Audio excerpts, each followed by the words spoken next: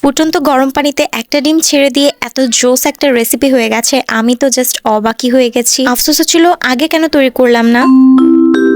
শর্টকাটের রেসিপিটা বলে দিচ্ছি। গরম পানিতে আগে একটুখানি তেল দিয়ে দিয়েছি, আর যখন পানিটা ফুটতে শুরু করবে তখন একটা ডিম ছেড়ে দিতে হবে আর 2 মিনিট অপেক্ষা করে নিতে হবে। টান 2 মিনিট পরেই দেখবেন ডিমটা খুব সুন্দর করে সেদ্ধ হয়ে গিয়েছে, আর তখন ডিমটা তুলে নিতে হবে। এখন একটা ব্লেন্ডার জারে ডিমটা নিয়ে নিয়েছি, এর সাথে দিতে হবে 2 চামচের মতো চিনি, তারপর দিয়ে দিব 1 চিমটি পরিমাণে লবণ, তারপর একদম অল্প একটু গোলমরিচ গুঁড়া দিয়ে দিয়েছি, আর এর সাথে দিতে হবে 2 টেবিল চামচের মতো গুঁড়া দুধ। গুঁড়া দুধটাই কিন্তু দিতে হবে, লিকুইড দুধ আবার দিতে যাবেন না। তারপর দিয়েছি 2 চামচের মতো খাবার তেল আর একটা লেবু চিপে দিয়েছি। এখন কিন্তু আর উপকরণ দেওয়া বাকি নেই, এখন ব্লেন্ডার জারটা আটকিয়ে ব্লেন্ড করে নিতে হবে 2 মিনিটের মতো। খুব সুন্দর করে ব্লেন্ড করার পর দেখবেন আমাদের ফ্লাফি একটা মেয়োনিজ অর সস যেটাই বলেন না কেন রেডি হয়ে গেছে নিমিষেই। আর এবার একটা বাটিতে উঠিয়ে নিলাম। এবার চলেন নেক্সট স্টেপে। এখানে নিয়েছি চিকেন, এটা ছিল চিকেনের ব্রেস্ট পিসটা, আর এটাকে আম্মু চিকন চিকন করে কেটে দিয়েছে। আর তারপর সব মশলা দিয়ে খুব সুন্দর করে মাখিয়ে নিয়েছেন। এর মধ্যে দিয়ে দিলাম কর্নফ্লাওয়ার আর অল্প একটু ময়দা। এবার সুন্দর করে মাখিয়ে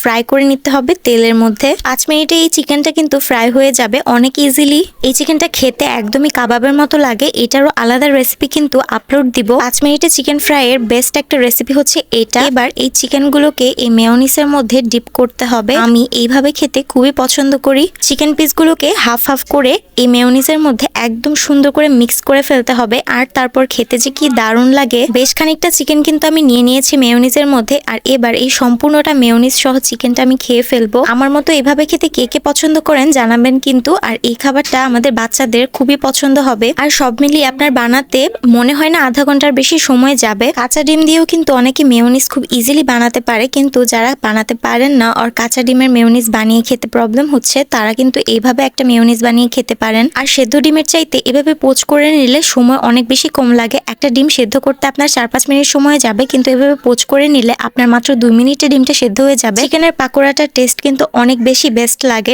ভাত দিয়েও খেতে পারবেন অথবা রুটি দিয়েও খেতে পারবেন। একদমই কাবাবি একটা ফ্লেভার আসে, আর মাত্র 5 মিনিটে ভাজা হয়ে যাবে। এটার রেসিপি কালকে আপলোড করে দিব, যদি দেখতে চান তাহলে কিন্তু পেজে নজর রাখবেন। আর এই তো আমার খাবার কিন্তু ভালোই চলছে, আপনারাও জলদি বানিয়ে নিন। আজকের জন্য টাটা।